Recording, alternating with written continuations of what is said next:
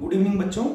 हम लोगों ने लास्ट टर्म तक फोटो इलेक्ट्रिक इफेक्ट की इक्वेशन पढ़ ली थी ना, तो हम लोग आज न्यूमेरिकल भी करेंगे फोटो इलेक्ट्रिक इफेक्ट के। फोटो इलेक्ट्रिक इफेक्ट है ना बच्चों। मैंने लास्ट टर्म तक क्या पढ़ाया है वो मैं आपको बताता हूँ। देखिए एक मेटल का सरफेस मान लीजिए ना, मैंने आपको क्या पढ़ाया था। इस मेटल के सरफेस पर जब आप फोटोन डालते हैं जिसकी एनर्जी कितनी है, ये आपने इसके ऊपर एक फोटोन डाला, इस फोटोन की ये इंसिडेंट लाइट कह सकते हैं, इसकी एनर्जी है EI। इस मेटल के सरफेस पर जो मेटल एटम है उनके अंदर जो इलेक्ट्रॉन है, उस इलेक्ट्रॉन को निकालने के लिए जो एनर्जी हमको चाहिए वो कहलाती है work function of the metal. This phi is known as the work function of the metal, है ना बच्चों। एक चीज बता दो, जिस मेटल का वर्क फंक्शन जितना ज्यादा होगा उसकी काइनेटिक एनर्जी उतनी कम होगी। क्यों? उतनी इस एनर्जी का पार्ट निकलने में यूज कर लिया जाएगा। बच्चों मैं आपको एक चीज बताऊं, यहाँ पर सुनिएगा मेरी बहुत ध्यान से बात। ये जो इंसिडेंट लाइट की एनर्जी है ये दो कामों में ली जाती है। एक तो वर्क फंक्शन मेटल के सरफेस से इलेक्ट्रॉन को निकालने में, और दूसरा किसमें बच्चों? काइनेटिक एनर्जी में। तो जो ये इंसिडेंट लाइट है ये दो कामों में ली जाती है। अगर मान लो किसी का वर्क फंक्शन ज्यादा है, अगर किसी का फाई ज्यादा है, तो फिर काइनेटिक एनर्जी बच्चों क्या होगी? कम होगी। अच्छा मैंने बताया था फाई बराबर क्या होता है, जरा मुझे बताओ। फाई बराबर होता है h न्यू नॉट, है ना। फाई बराबर h न्यू नॉट होता है। अगर फाई ज्यादा है तो इसका मतलब न्यू नॉट ज्यादा है, h तो सभी में कांस्टेंट है।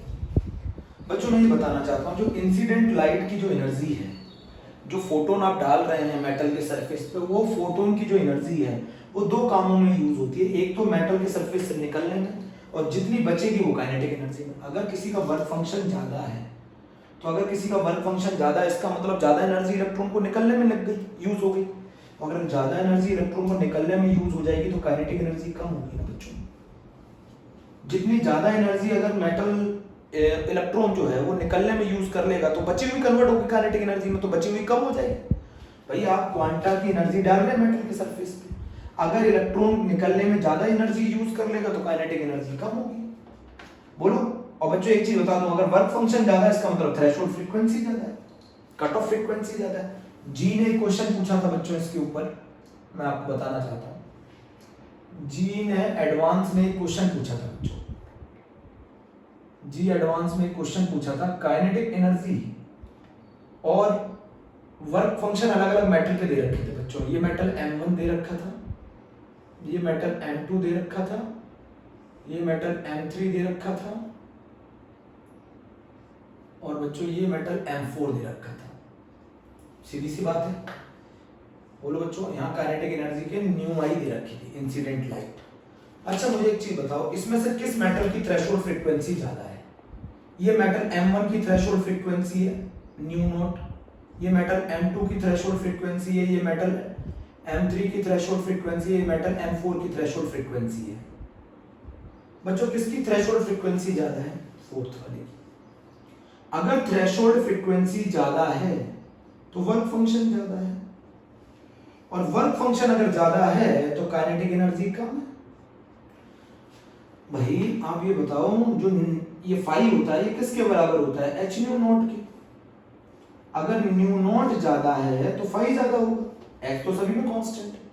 और अगर न्यू नॉट ज्यादा है फाई ज्यादा है, तो फाई ज्यादा है तो इलेक्ट्रॉन ज्यादा एनर्जी निकलने में यूज कर रहे हैं, और अगर वो ज्यादा एनर्जी निकलने में यूज करेंगे तो जो बचेगी एनर्जी वो कम होगी, तो कम एनर्जी काइनेटिक एनर्जी के फॉर्म में कन्वर्ट होगी। तो बताओ काइनेटिक एनर्जी का ऑर्डर क्या होगा? बताओ जरा आंसर। काइनेटिक एनर्जी का ऑर्डर क्या होगा? किसकी काइनेटिक एनर्जी ज्यादा होगी? M1, M2, M3, M4। Check करो। जो मेटल ज्यादा एनर्जी यूज कर लेगा इलेक्ट्रॉन को निकालने में तो उसकी काइनेटिक एनर्जी कम होगी। अच्छा ऐसा मेटल हम यूज नहीं करते, मैं एक चीज आपको बता दूं, ऐसा मेटल हम लोग यूज नहीं करते हैं जिसका वर्क फंक्शन ज्यादा हो, क्योंकि फोटो इलेक्ट्रिक इफेक्ट शो करने के लिए, फोटो इलेक्ट्रिक इफेक्ट शो करने के लिए हमको ऐसे मेटल चाहिए जिनका वर्क फंक्शन को एक और वर्ड भी बोला जाता है थ्रेशोल्ड एनर्जी, मिनिमम एनर्जी है बच्चों ये थ्रेशोल्ड एनर्जी। बच्चों फोटो इलेक्ट्रिक इफेक्ट शो करने के लिए हमें एक ऐसा मेटल चाहिए जिसका वर्क फंक्शन और थ्रेशोल्ड एनर्जी लेस हो, लेस, जिसकी वर्क फंक्शन और थ्रेशोल्ड एनर्जी लेस हो। हमको एक ऐसा मेटल चाहिए जिसका वर्क फंक्शन और थ्रेशोल्ड एनर्जी लेस हो। तो कौन से ऐसे मेटल हैं जो फोटो इलेक्ट्रिक इफेक्ट शो करते हैं? फोटो इलेक्ट्रिक इफेक्ट शो करने वाले जो मेटल हैं वो हैं आपके पोटेशियम एंड सीजियम। लिथियम आपका फोटो इलेक्ट्रिक इफेक्ट शो नहीं करता अल्कली मेटल। अल्कली मेटल में ये फोटो इलेक्ट्रिक इफेक्ट शो नहीं करता। क्यों नहीं करता बताओ? इसको आप थ्रेशोल्ड एनर्जी के अलावा आयोनाइजेशन एनर्जी भी बोल सकते हैं। अल्कली मेटल में लिथियम एक ऐसा मेटल है जो फोटो इलेक्ट्रिक इफेक्ट शो नहीं करता। उसका रीजन है इसका वर्क फंक्शन काफी ज्यादा होता है। और पोटेशियम और सीजियम इसीलिए शो करते हैं फोटो इलेक्ट्रिक इफेक्ट क्योंकि इनका वर्क फंक्शन काफी कम होता है। तो वर्क फंक्शन जितना कम होगा उतना तेजी से इलेक्ट्रॉन इजेक्ट होगा, उतना तेजी से वो सर्किट में फ्लो करेगा, उतना ज्यादा करंट होगा। भाई ज्यादा एनर्जी, अच्छा आप फोटो इलेक्ट्रॉन्स की वजह से करंट कॉन्स्टिट्यूट करना चाहते हैं। मान लीजिए अगर इलेक्ट्रॉन्स की ज्यादा एनर्जी निकलने में यूज हो जाएगी तो फिर तो काम ही खराब हो गया। भाई इलेक्ट्रॉन की अगर ज्यादा एनर्जी निकलने में यूज होगी तो बचेगी बहुत कम एनर्जी। इसीलिए लिथियम एक ऐसा अल्कली मेटल है जो फोटो इलेक्ट्रिक इफेक्ट शो नहीं करता। तो कौन से मेटल अच्छे होते हैं जो फोटो इलेक्ट्रिक इफेक्ट शो करते हैं? पोटेशियम एंड सीजियम, क्योंकि इनका वर्क फंक्शन कम होता है। बच्चों work function nature of metal पे डिपेंड करता है। Work function nature of metal पे डिपेंड करता है, ध्यान रहेगी मेरी बात। वर्क फंक्शन जो है वो नेचर ऑफ मेटल पे डिपेंड करता है।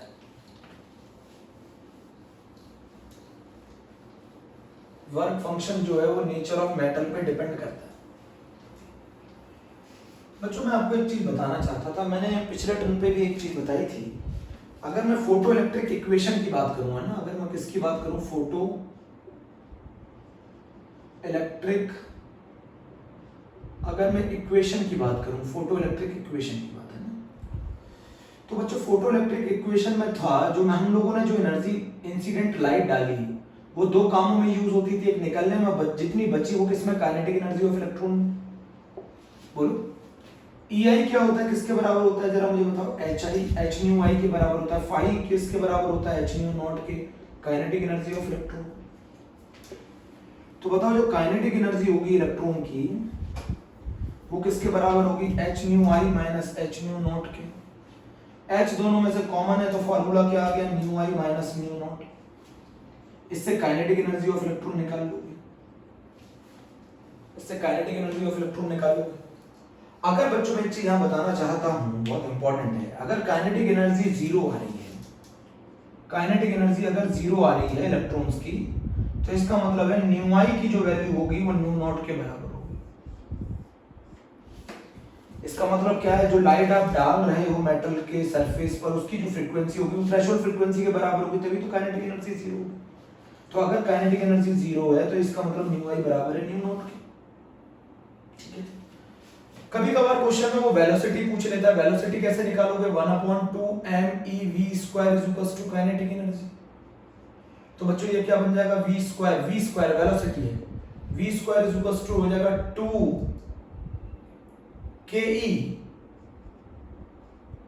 2ke अपॉन me का रूट।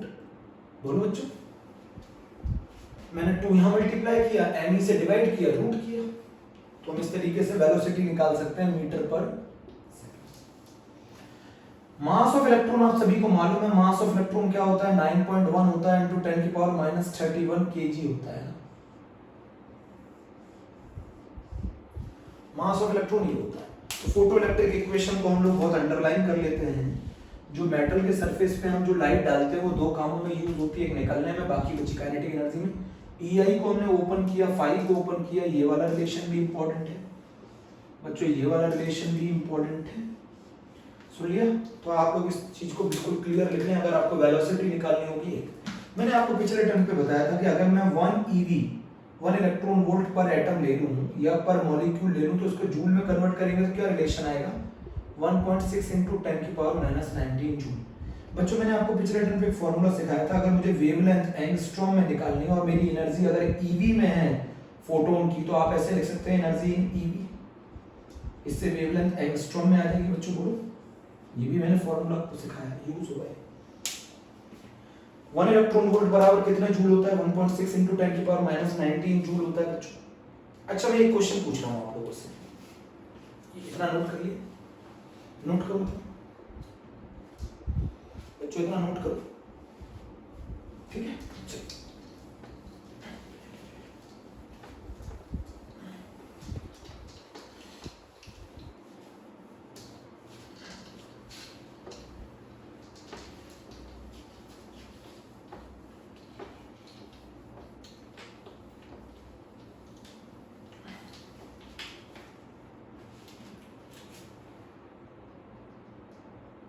बच्चों एक चीज मुझे बताइए, 1 इलेक्ट्रॉन वोल्ट पर एटम में कितने किलोजूल पर मोल का रिलेशन होता है? 1 इलेक्ट्रॉन वोल्ट पर एटम और किलोजूल पर मोल के बीच में रिलेशन बताइए, करिए। 1 इलेक्ट्रॉन वोल्ट और किलोजूल, 1 इलेक्ट्रॉन वोल्ट को अगर मैं किलोजूल पर मोल में कन्वर्ट करूं, 1 इलेक्ट्रॉन वोल्ट पर एटम की जगह बेटा पर मॉलिक्यूल भी हो सकता है। इसका मतलब समझिएगा, 1 इलेक्ट्रॉन वोल्ट पर एटम का मतलब क्या है? इस 1 इलेक्ट्रॉन वोल्ट पर एटम का मतलब है एक एटम की जो एनर्जी है वो 1 इलेक्ट्रॉन वोल्ट है, या एक मॉलिक्यूल की जो एनर्जी है वो 1 इलेक्ट्रॉन वोल्ट है। उसको किलोजूल पर मोल में कन्वर्ट करो, देखो कन्वर्ट करते हैं। 1 इलेक्ट्रॉन वोल्ट पर एटम और पर मॉलिक्यूल को आप पहले जूल में कन्वर्ट करो, तो जूल में किसके बराबर होता है? 1.6 × 10⁻19 जूल होता है। ये एक एटम की एनर्जी है इलेक्ट्रॉन वोल्ट से जूल में। भाई 1 इलेक्ट्रॉन वोल्ट पर एटम है, एक एटम की एनर्जी 1 इलेक्ट्रॉन वोल्ट थी, उसको कन्वर्ट कर दिया आपने जूल में। किलो जूल में कन्वर्ट करो, किलो जूल में कन्वर्ट करने के लिए 10⁻³ से डिवाइड कर दो, 10⁻³ से डिवाइड कर दोगे, ये रिजल्ट आ गया किलो जूल में। ये एक एटम की एनर्जी है किलो जूल में, मुझे 1 मोल एटम की एनर्जी चाहिए किलो जूल में। बच्चों ये तो एक एटम की एनर्जी हुई ना किलो जूल में। भाई पहले आपने 1 इलेक्ट्रॉन वोल्ट को जूल में कन्वर्ट किया, जूल को 1000 से डिवाइड किया, किलो जूल में आ गया। 1 इलेक्ट्रॉन वोल्ट किलो जूल में इतना होगा, 1 इलेक्ट्रॉन वोल्ट किलो जूल में इतना होगा। अब इसको पर मोल के लिए निकालना। अच्छा मुझे बताइए, एक मोल में कितने एटम होते हैं? एक मोल में अप्रोक्स मान के चल रहे हैं, अप्रोक्स कैलकुलेशन है बच्चों, 6 × 10⁻23। 1 मोल में इतने एटम होते हैं, ये एक एटम की एनर्जी है किलो जूल में, तो एक मोल एटम की एनर्जी कितनी होगी किलो जूल में? 6 × 10⁻23 मल्टीप्लाई किया, बताओ ये कितना आ जाएगा? 1.6 × 10⁻22 × 6 × 10⁻23, ये आ जाएगा 96 किलो जूल पर मोल।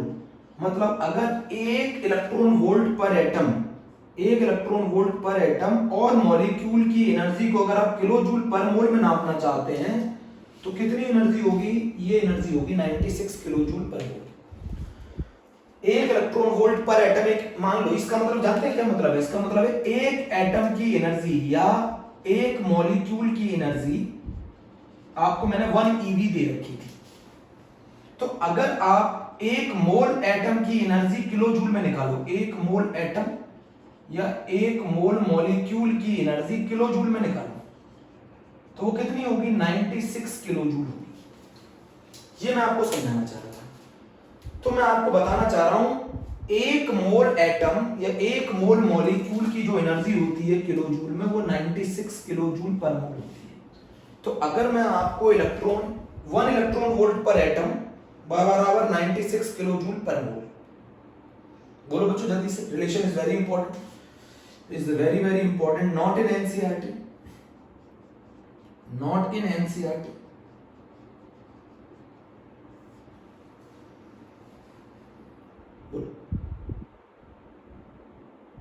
अच्छा बच्चों, अगर मैं आपको क्वेश्चन बताऊंगा तो बताऊंगा, तो अगर मैं कभी आपको एनर्जी किलो जूल पर मोल में दे दूं तो आप पता लगा सकते हैं उसके अंदर कितने इलेक्ट्रॉन वोल्ट होंगे, कितने इलेक्ट्रॉन वोल्ट पर एटम और पर मॉलिक्यूल होंगे। भाई अगर मैं आपको एनर्जी किलो जूल पर मोल में दे दूं तो एक इलेक्ट्रॉन वोल्ट को अगर किलो जूल पर मोल में कन्वर्ट करोगे तो 96 किलो जूल पर मोल आएगा।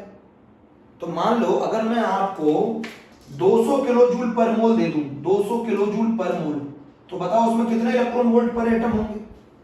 पता लगा लोगे? 96 में एक है तो 200 में कितना होगा? तो बताओ electron, number of electron volt पर एटम, एनर्जी जो है इलेक्ट्रॉन वोल्ट पर एटम में कैसे आएगी बताओ? 200 डिवाइडेड बाय 96, 200 को 96 से डिवाइड कर दोगे तो इससे एनर्जी इलेक्ट्रॉन वोल्ट में आ जाएगी। एक भाई 96 किलो जूल पर मोल के अंदर 1 ईवी एनर्जी, 1 ईवी बराबर होता है 96 किलो जूल पर मोल, 1 ईवी बराबर 96 किलो जूल पर मोल। तो 200 किलो जूल पर मोल अगर मैं आपको एनर्जी दे दूं तो उसमें कितने इलेक्ट्रॉन वोल्ट होंगे, डिवाइड करो। बट बच्चों ये सिर्फ आईआईटी एडवांस के लिए है, स्कूल लेवल के लिए नहीं है बच्चों, ये आईआईटी एडवांस के लिए है, स्कूल लेवल के लिए नहीं है, ठीक है। चलो ये रिलेशन याद रहेगा, इंपॉर्टेंट है, लिख लेना ना, ठीक है, नोट्स में नहीं होगा ये।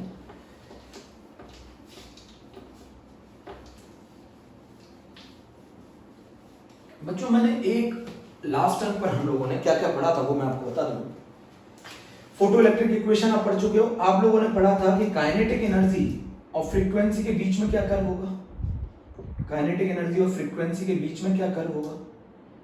तो यहां तक जब न्यू आई की वैल्यू न्यू नॉट के बराबर होती है तो काइनेटिक एनर्जी जीरो होती है। इससे जितना ऊपर जाओगे वो सारी एनर्जी किस में कन्वर्ट होती जाएगी, काइनेटिक एनर्जी। ये एक आपने कर्व पढ़ा था। दूसरा कर्व आपने क्या पढ़ा था, काइनेटिक एनर्जी और इंटेंसिटी के बीच का कर्व पढ़ा था, इंडिपेंडेंट होती है।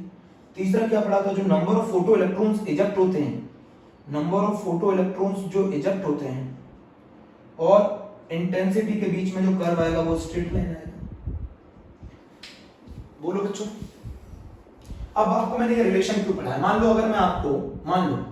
अगर मैं आपको एनर्जी किलो जूल पर मोल में दे दूं और मैं आपसे पूछूं वेवलेंथ निकालो, कैसे निकालो, किलो जूल पर मोल से आप इलेक्ट्रॉन वोल्ट निकाल लोगे, कैसे, किलो जूल पर मोल से आप इलेक्ट्रॉन वोल्ट निकाल लोगे, अभी आपको सिखाया मैंने। 1 इलेक्ट्रॉन वोल्ट पर एटम या पर मॉलिक्यूल बराबर होता है 96 किलो जूल पर मोल। तो आपको अगर मैं एनर्जी किलो जूल पर मोल में दे दूं तो उसे आप इलेक्ट्रॉन वोल्ट में कन्वर्ट कर सकते हो। अगर मैं आपको एनर्जी किलो जूल पर मोल में दे दूं तो आप उसे इलेक्ट्रॉन वोल्ट पर एटम में कन्वर्ट कर सकते हो 96 किलो जूल पर मोल से डिवाइड करके। ऐसा करोगे तो एनर्जी किस में आ जाएगी, एनर्जी ईवी में आ जाएगी। और अगर एनर्जी ईवी में मिल गई तो एनर्जी इन ईवी बराबर 12400 अपॉन लैम्डा इन एंगस्ट्रॉम। तो इससे आप डायरेक्ट एनर्जी वेवलेंथ निकाल सकते हो angstrom. This is a very very important method है ना बच्चों, this is a very very important method, note करो। अगर मैं आपको किलो जूल पर मोल में एनर्जी दे दूं तो आप उसे इलेक्ट्रॉन वोल्ट में कन्वर्ट कर सकते हैं। सर कैसे, एक इलेक्ट्रॉन वोल्ट जो होता है किसी एटम का वो 96 किलो जूल पर मोल के बराबर होता है। तो अगर मैं आपको एनर्जी किलो जूल पर मोल में दे दूं तो उसे 96 किलो जूल पर मोल से डिवाइड कर देना तो एनर्जी ईवी में आ जाएगी किसी भी एटम की। और एटम की एनर्जी ईवी में आ जाएगी तो उसको बराबर कर दो 12400 अपॉन लैम्डा इन एंगस्ट्रॉम। मैंने पिछले टर्म पढ़ा रखा है, ठीक है बच्चों। चलो दूसरा, अभी इसमें फोटो इलेक्ट्रिक इफेक्ट में एक कांसेप्ट रिमेनिंग है, फोटो इलेक्ट्रिक इफेक्ट में एक कांसेप्ट रिमेनिंग है। मैंने बताया था जब फोटो इलेक्ट्रिक इफेक्ट की हमने एक ऑब्जर्वेशन पढ़ी थी तो उस ऑब्जर्वेशन में हमने पढ़ा था कि electrons are ejected instantly. Electrons का जो इजेक्शन है वो इंस्टेंटली है, किसी टाइम लैग के साथ नहीं है। ऐसा नहीं है कि इलेक्ट्रॉन मेटल की सरफेस पे लाइट पड़ी और इलेक्ट्रॉन अब इंतजार करेंगे थोड़ी देर के बाद निकलेंगे फिर निकले। किस चीज का इंतजार, यहाँ कोई इंतजार नहीं है, जैसी लाइट पड़ेगी वैसे इलेक्ट्रॉन निकलेंगे। बट शर्त क्या है कि जो मेटल की सरफेस पे जो लाइट पड़ेगी उस जो मेटल की सरफेस पे जो लाइट पड़ेगी उसकी एनर्जी या तो वर्क फंक्शन के बराबर या उससे ज्यादा होनी चाहिए, तभी इलेक्ट्रॉन्स इजेक्ट होंगे, वरना इजेक्ट नहीं होंगे। अब मैं आपको बताना चाहता हूं, मान लीजिए अगर मैं 1.5 जूल फोटोन मेटल के सरफेस पर स्ट्राइक कर रहा हूं, 1.5 जूल का फोटोन मैंने मेटल के सरफेस पर स्ट्राइक कराया। मैंने 1.5 जूल फोटोन 1.5 जूल एनर्जी का फोटोन मेटल के सरफेस पर स्ट्राइक कराया। इलेक्ट्रॉन को निकलने के लिए चाहिए थी 1 जूल एनर्जी। तो बताओ जो इलेक्ट्रॉन निकलेंगे, जो फोटो इलेक्ट्रॉन्स निकलेंगे उनके पास काइनेटिक एनर्जी कितनी होगी जरा बताओ। उनके पास काइनेटिक एनर्जी होगी 0.5 जूल। तो ये इलेक्ट्रॉन किस चीज का इंतजार करेगा निकलने के लिए? ये जो इलेक्ट्रॉन को एनर्जी मिली वो इंस्टेंटली मिली, जैसे ही ये फोटोन आके इससे टकराएगा ये इलेक्ट्रॉन तुरंत निकल जाएगा। जैसे ही ये फोटोन अपनी एनर्जी इसको जैसे ही ट्रांसफर करेगा वैसे ही इलेक्ट्रॉन निकल जाएगा। फोटोन अपनी एनर्जी जैसे ही इसको ट्रांसफर करेगा इलेक्ट्रॉन यहां से निकल जाएगा। बच्चों आपने बिलियर्ड्स वो पूल में खेलते हैं ना, बिलियर्ड्स खेलते हैं ना, उसमें आप क्या करते हैं, जैसे ही आप बॉल हिट करते हैं बॉल क्या रुकी रहती है क्या?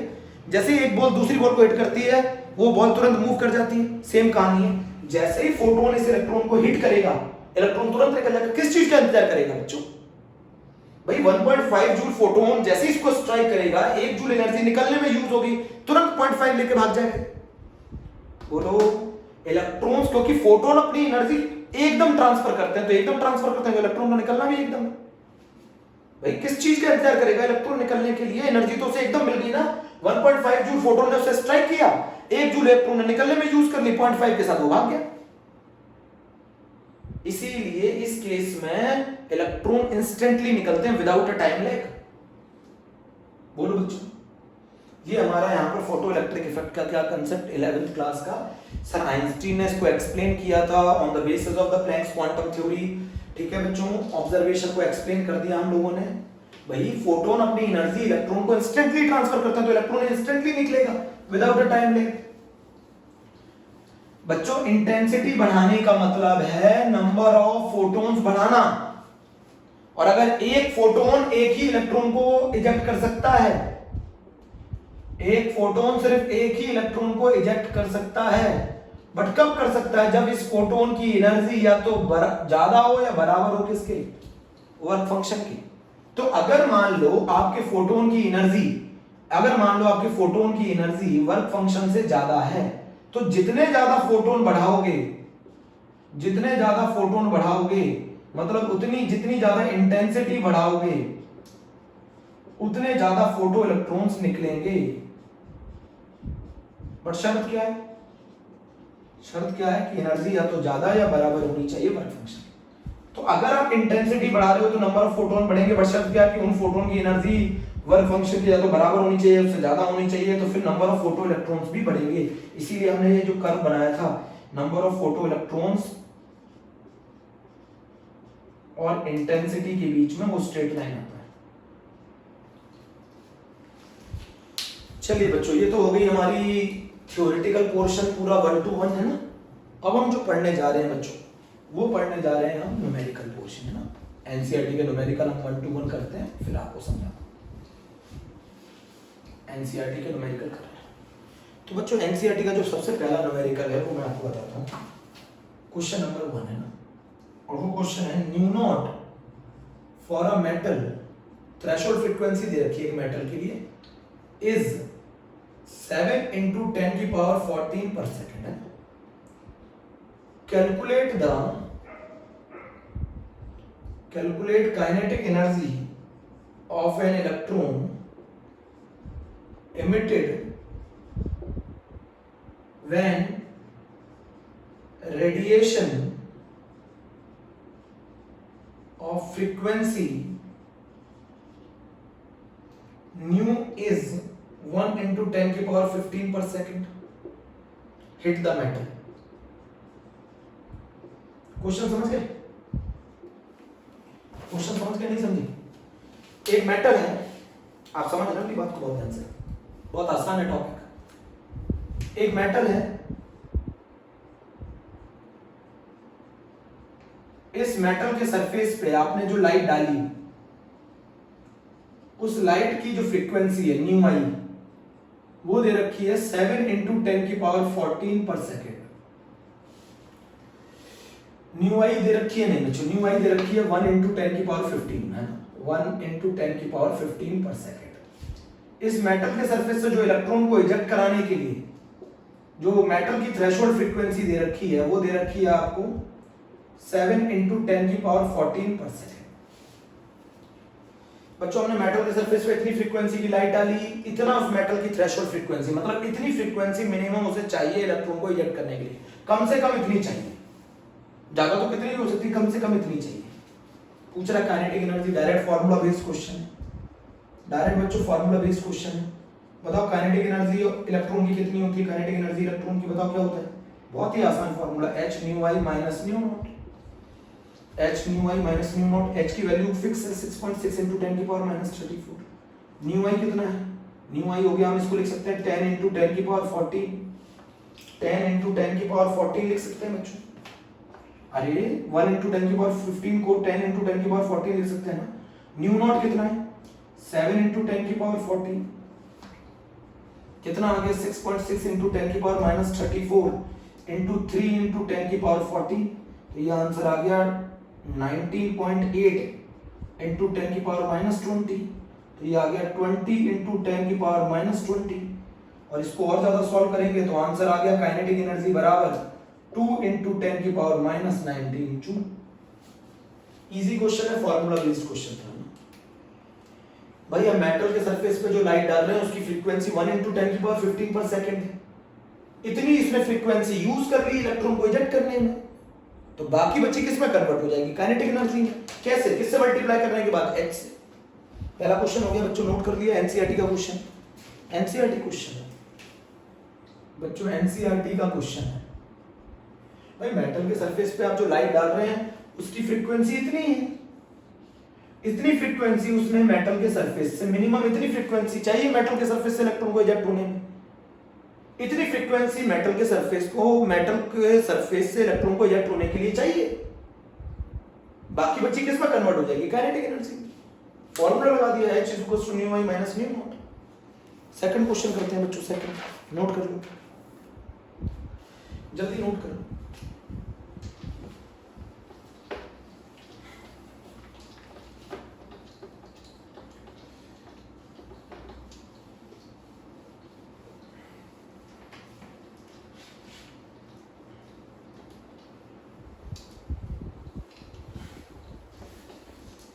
क्वेश्चन नंबर 2 क्या है बच्चों? क्वेश्चन नंबर 2 अच्छा क्वेश्चन है एनसीईआरटी का।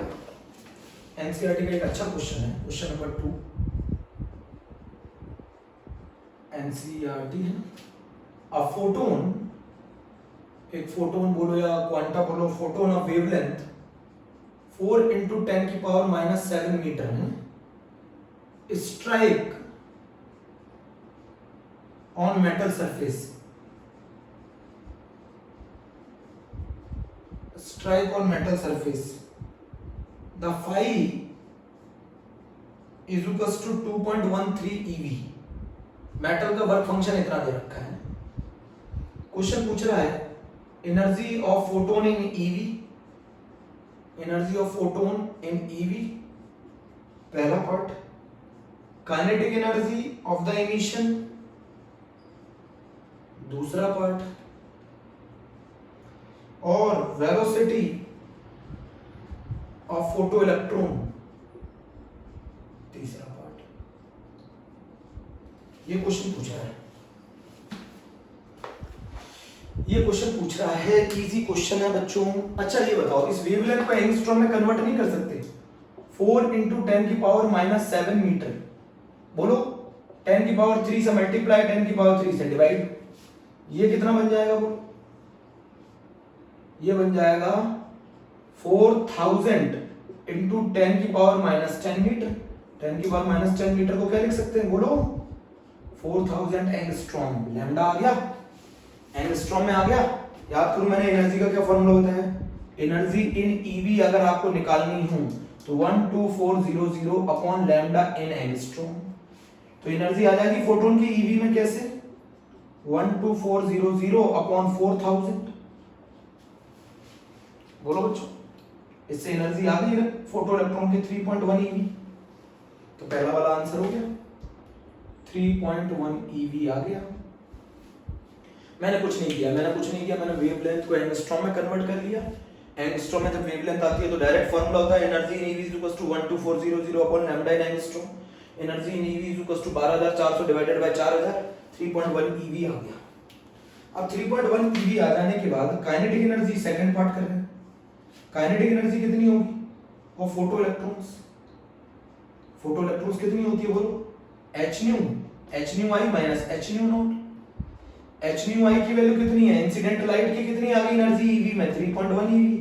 और इसकी एनर्जी कितनी दे रखी है वर्क फंक्शन की? 2.13 ईवी। अच्छा आपको ऐसे समझ में नहीं आया, मतलब मैं इसको ऐसे नहीं लिख सकता हूँ, इसको मैं ऐसे नहीं लिख सकता हूँ।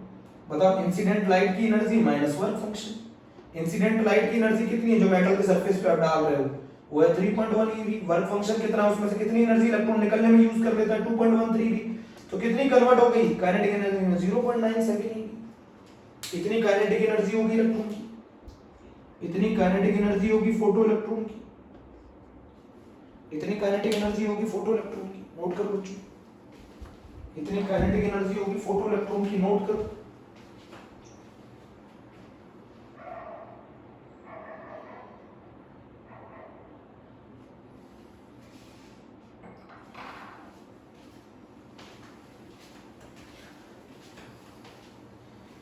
इतनी काइनेटिक एनर्जी होगी फोटो इलेक्ट्रॉन्स की, नोट किया। अब हमारा आता है थर्ड पार्ट, क्या निकालना है?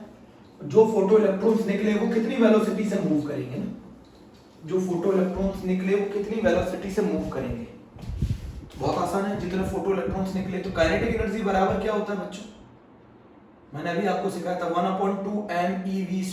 m के सिस्टम में रखना पड़ेगा, ev में नहीं। तो हम लोगों ने अभी डायरेक्ट सीखा था फॉर्मूला, वेलोसिटी बराबर क्या हो जाएगा 2ke/m। बोलो काइनेटिक एनर्जी कितनी है बच्चों, बताओ। 0.97 ev, m के सिस्टम में कन्वर्ट करो ev को जूल में, 1.6 × 10⁻⁹ joule divided by mass of electron 9.1 × 10⁻31। बेटा ये सब मैं एनसीईआरटी के क्वेश्चन करा रहा हूं। 2 × 0.97 ev था बच्चों। मीटर पर सेकंड में लाने के लिए, मीटर पर सेकंड में लाने के लिए एनर्जी किस में होनी चाहिए, जूल में। तो 0.97 × 1.6 × 10⁻⁹ जूल। बच्चों से एनर्जी जूल में आ गई। बोलो अब इसको तुम डिवाइड करोगे, इसे सॉल्व करोगे तो ये आएगा 5.8 × 10⁵ मीटर पर सेकंड। 5.8 × 10⁵ मीटर पर सेकंड। तो मैंने आपके आंसर निकाल दिए हैं बच्चों। ये आएगा 0.97 ev और ये आएगा 5 बच्चों जब भी आपको मीटर पर सेकंड में, मीटर में निकालना हो रिलेशन, एनर्जी को ऑलवेज जूल में रखेंगे। 5.8 × 10⁵ मीटर पर सेकंड। तो एक एनसीईआरटी का अच्छा क्वेश्चन है जो पूछा जा सकता है पेपर में, आप लोग इसको कर लो बच्चों। 2 कहानियां हो गई। थर्ड क्वेश्चन करा, जल्दी करो बच्चों। थर्ड क्वेश्चन नोट कर लिए,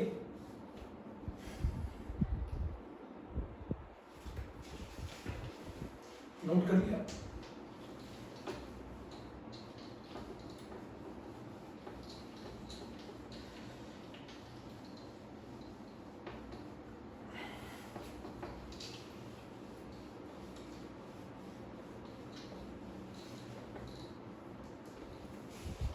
थर्ड क्वेश्चन बच्चों, third question is very very important.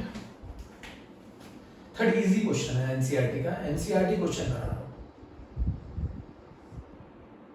Electrons are emitted with zero velocity. Electrons are emitted with zero velocity from a metal surface when it is exposed to radiation, when it is exposed to radiation of wavelength 6800 angstrom. Calculate threshold frequency and work function for the metal. हमको क्या calculate करनी है, threshold frequency calculate करनी है और work function for the metal calculate करना है। सुन लिया ध्यान से बच्चों, थ्रेशोल्ड फ्रीक्वेंसी कैलकुलेट करनी है and work function for the metal. अच्छा, अगर काइनेटिक एनर्जी जीरो है तो इसका मतलब न्यू आई बराबर होगा न्यू नॉट के फॉर्मूले वाइज। तो मैं न्यू आई निकाल लेता हूं। न्यू आई कैसे निकलेगा बोलो, c/λ। c कितना है 3 × 10⁸। लैम्डा कितना है 6800 एंगस्ट्रॉम को कन्वर्ट करो 10⁻⁻10 मीटर, ये मीटर पर सेकंड में, मीटर मीटर कैंसिल, ये कितना आ जाएगा 4.4 × 10⁻14 पर सेकंड। ये आ गया इंसिडेंट लाइट की फ्रीक्वेंसी। अब आपको अच्छी तरह मालूम है काइनेटिक एनर्जी जीरो होती है तो इंसिडेंट लाइट की फ्रीक्वेंसी न्यू नॉट के बराबर होगी। तो न्यू नॉट की वैल्यू कितनी आ गई 4.4 × 10⁻14 पर सेकंड। न्यू नॉट की वैल्यू कितनी आ गई 4.4 × 10⁻14 पर सेकंड। न्यू नॉट की वैल्यू आ गई 4.4 × 10⁻14 पर सेकंड। न्यू नॉट मिल गया, बहुत आसान है। फाई पूछ रहा है, फाई बराबर क्या होता है बताओ जरा। एच न्यू नॉट, एच की वैल्यू कितनी होती है 6.6 × 10⁻34। और ये कितना आ गया 4.4 इंटू 10 की पावर 14, तो ये कितना आ गया 6.6 इंटू 4.4 इंटू 10 की पावर माइनस 20। बोलो जल्दी से, जल्दी बोलो बच्चों, जल्दी चेक करो, पहले तो चेक करो। ये रिजल्ट जो आएगा ये आएगा 2.9 इंटू 10 की पावर माइनस 19 जूल। आंसर आ गया। ईवी में कन्वर्ट करना हो बच्चों, मैं एक चीज और बता दूं, अगर आप रिजल्ट को जूल से ईवी में कन्वर्ट करना चाहते हैं तो आप 1.6 इंटू 10 की पावर माइनस 19 से डिवाइड कर दें, ये इलेक्ट्रॉन वोल्ट में आ जाएगा। और अगर आपका रिजल्ट किलो जूल पर मोल में है तो आप उसे 96 किलो जूल पर मोल से डिवाइड कर दीजिए तो आपका रिजल्ट ईवी में आ जाएगा। ये दोनों रिलेशन आपके लिए इंपॉर्टेंट है। अगर आपको एनर्जी किलो जूल पर मोल में दे रखी है तो आप उसे 96 से डिवाइड कर दें तो वो इलेक्ट्रॉन वोल्ट में आ जाएगी, और जूल में दे रखी है तो उसे 1.6 इंटू 10 की पावर माइनस 19 से डिवाइड कर दें तो इलेक्ट्रॉन वोल्ट में आ जाएगी। बहुत ध्यान रखना, किलो जूल पर मोल, ये जूल पर एटम की बात कर रहा हूं मैं बच्चों, ये जूल पर एटम की बात कर रहा हूं। जूल पर एटम, किसी भी एक एटम की एनर्जी है, एक फोटोन की एनर्जी अगर जूल में तो उसको इलेक्ट्रॉन वोल्ट में लेकर आने के लिए, सुन लिया ध्यान से। चलिए अगला क्वेश्चन करते हैं, बहुत इंपॉर्टेंट क्वेश्चन है, जी का पेपर का क्वेश्चन बच्चों, जी के पेपर का क्वेश्चन है, नोट कर लो। एक इलेक्ट्रॉन है जो एमिट हो रहा है जीरो वेलोसिटी से from a metal surface, zero velocity है, इसका मतलब टोटल एनर्जी यूज हो गई किसमें, निकलने में। तो टोटल एनर्जी अगर यूज होगी निकलने में तो h न्यू आई, अगर टोटल एनर्जी निकलने में यूज हो जाएगी तो h न्यू आई बराबर वर्क फंक्शन हो जाएगा, और h न्यू आई बराबर h न्यू नॉट हो जाएगा, h से h कैंसिल हो जाएगा तो न्यू आई की वैल्यू न्यू नॉट के बराबर हो जाएगी। ठीक है, चलिए आगे चलें। बोलो बच्चों, आज लोगों का फोटो इलेक्ट्रिक इफेक्ट खत्म, बोहर मॉडल पे आ जाएंगे बच्चों। किस मॉडल पे, बोहर मॉडल ऑफ एटम। थोड़ा 11th का कोर्स बहुत स्लो चल रहा है पर जल्दी से कवर कर लेंगे, अगले चैप्टर जल्दी से कवर करेंगे। ठीक है बच्चों, थर्ड क्वेश्चन नंबर 4 शायद, find maximum wavelength of light, कितनी वेवलेंथ ऑफ लाइट हमें रिक्वायर्ड है दैट कैन ब्रेक, वेवलेंथ निकालनी है लाइट की, that can break Br bond Br in Br2 molecule. Br2 को तोड़ने के लिए कितनी वेवलेंथ की लाइट हमें रिक्वायर्ड है, और Br2 गैस बराबर 2Br गैस डेल्टा H दे रखा है, इसको तोड़ने में जो एनर्जी लग रही है वो लग रही है 200 किलो जूल पर मोल। अभी तक का सबसे अच्छा क्वेश्चन है, अभी तक का सबसे अच्छा क्वेश्चन है, वेरी इंपॉर्टेंट। मैं इसको करने के आपको 2 मेथड बताऊंगा। हमें बताना है जो फोटोन हम डालेंगे वो फोटोन कितनी वेवलेंथ का डालें, हम लोग कितनी वेवलेंथ का फोटोन डालें, फोटोन जो इस Br बॉन्ड Br को तोड़ दे। क्वेश्चन क्या बोल रहा है, एक Br बॉन्ड Br को तोड़ने के लिए Br2 मॉलिक्यूल में हमें कितनी वेवलेंथ का फोटोन डालना है, तो तोड़ने में जो एनर्जी यूज होगी वो बताओ। आप समझ रहे हो ना, कितने Br और Br बॉन्ड को तोड़ने के लिए जो हम फोटोन डालेंगे उसकी वेवलेंथ कितनी होनी चाहिए। अब बच्चों ये जो एनर्जी है ये किलो जूल पर मोल में है, किलो जूल पर मोल में है, मतलब ये 1 मोल, ये इसका मतलब क्या है 200 किलो जूल एनर्जी चाहिए, 200 किलो जूल एनर्जी चाहिए 1 मोल Br बॉन्ड Br को तोड़ने के लिए। समझ गए ना, टू ब्रेक, तोड़ने के लिए 1 मोल Br बॉन्ड Br को तोड़ने के लिए जो एनर्जी चाहिए वो 200 किलो जूल चाहिए। पहला अप्रोच बता रहा हूं, तो फिर बताओ एक मॉलिक्यूल ऑफ Br2 को तोड़ने के लिए कितनी एनर्जी चाहिए। एक मॉलिक्यूल ऑफ Br2 को एनर्जी चाहिए, वो चाहिए 200 इंटू 10 की पावर 3 डिवाइडेड बाय 6.6 इंटू 10 की पावर 23, 6 इंटू 10 की पावर 23। ये एक मॉलिक्यूल, ये आ जाएगी एनर्जी आपकी जूल में, जूल पर मॉलिक्यूल, मतलब मुझे इतनी एनर्जी चाहिए एक molecule of Br bond Br। बच्चों किलो जूल एक मोल में कितने होते हैं, एक मोल में होते हैं 6, अप्रॉक्स में ले रहा हूं 6 इंटू 10 की पावर 23 Br2 मॉलिक्यूल। इतने मॉलिक्यूल को तोड़ने के लिए इतनी एनर्जी चाहिए, तो फिर एक को तोड़ने के लिए कितनी चाहिए, इतनी मिल गई। अब ये एक मॉलिक्यूल को तोड़ने के लिए हम जो फोटोन डालेंगे बताओ उसकी वेवलेंथ कितनी चाहिए, तो एनर्जी मिल गई। एक Br बॉन्ड Br को तोड़ने के लिए जो एनर्जी चाहिए वो कितनी चाहिए 200 into 10 की पावर 3 डिवाइडेड बाय 6.023 into 10 की पावर 23 बराबर किसके होगा hc अपॉन लैम्डा के। भाई एक मॉलिक्यूल को तोड़ने के लिए जो फोटोन चाहिए, एक फोटोन की एनर्जी कितनी होती है इतनी। एक फोटोन एक Br2 मॉलिक्यूल का बॉन्ड तोड़ेगा, तो एक Br2 को तोड़ने में कितनी एनर्जी चाहिए इतनी, बराबर एक फोटोन की एनर्जी कितनी होगी hc बाय लैम्डा। तो ये कितना आ जाएगा 200 into 10 की पावर 3 डिवाइडेड बाय 6.023 into 10 की पावर 23 बराबर 6.6 into 10 की पावर -34 और ये 3 into 10 की पावर 8 और इससे लैम्डा आ जाएगा आपका मीटर में। ये इसकी पहली अप्रोच है बच्चों। एक Br बॉन्ड Br मतलब एक Br2 मॉलिक्यूल को तोड़ने के लिए जो हम फोटोन डालेंगे, बताओ उसकी वेवलेंथ कितनी होगी। तो एक फोटोन की एनर्जी कितनी होती है hc बाय लैम्डा, और एक फोटोन कितने को ब्रेक करेगा, एक Br बॉन्ड Br को। तो एक Br बॉन्ड Br को तोड़ने के लिए, एक Br2 मॉलिक्यूल को तोड़ने के लिए कितनी एनर्जी चाहिए इतनी। तो यही एनर्जी किसकी होगी फोटोन की और वेवलेंथ निकाल ली। इससे पहला एक तरीका, एक तो ये अप्रोच है बच्चों, एक तो ये अप्रोच है। सेकंड अप्रोच मैं आपको बताता हूं, आपको 200 किलो जूल पर मोल एनर्जी दे रखी है, इससे इलेक्ट्रॉन वोल्ट में एनर्जी निकाल लो, तो बोलो बच्चों एक इलेक्ट्रॉन वोल्ट पर मॉलिक्यूल किसके बराबर होता है, एक इलेक्ट्रॉन वोल्ट पर मॉलिक्यूल बराबर होता है 96 किलो जूल पर मोल के। तो बताओ मुझे कि 200 किलो जूल पर मोल में कितने इलेक्ट्रॉन वोल्ट होंगे, कितने इलेक्ट्रॉन वोल्ट एनर्जी होगी मॉलिक्यूल की।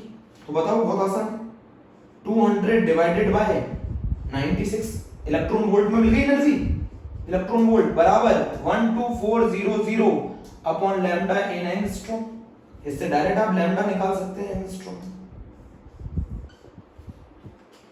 भाई एक 1 इलेक्ट्रॉन वोल्ट पर मॉलिक्यूल बराबर होता है 96 किलो जूल पर मोल। तो 200 किलो जूल के अंदर कितने इलेक्ट्रॉन वोल्ट पर मॉलिक्यूल होगा, तो 200 किलो जूल पर मोल के अंदर इतने इलेक्ट्रॉन वोल्ट पर मॉलिक्यूल होगा। इतने इलेक्ट्रॉन वोल्ट पर मॉलिक्यूल बराबर किसकी एनर्जी के हो गए, फोटोन की एनर्जी के। फोटोन की एनर्जी कितनी होती है, अगर आपको एंगस्ट्रॉम में निकालिए तो 12400 अपॉन लैम्डा इन एंगस्ट्रॉम, इतनी एनर्जी होगी फोटोन की। तो ये बराबर कर दिया लैम्डा इन एंगस्ट्रॉम आ गया। बोलो बच्चों, बहुत स्टैंडर्ड क्वेश्चन है, इंपॉर्टेंट है। ओके बच्चों, फोटो इलेक्ट्रिक इफेक्ट हमारा खत्म, और हमारा अगला जो टॉपिक है वो बहुत इंपॉर्टेंट है, बोहर मॉडल। ठीक है बच्चों, this is all about photo electric effect. कुछ मैं और क्वेश्चन लेकर आऊंगा आप लोगों के लिए, तब तक के लिए बाय बाय, थैंक यू।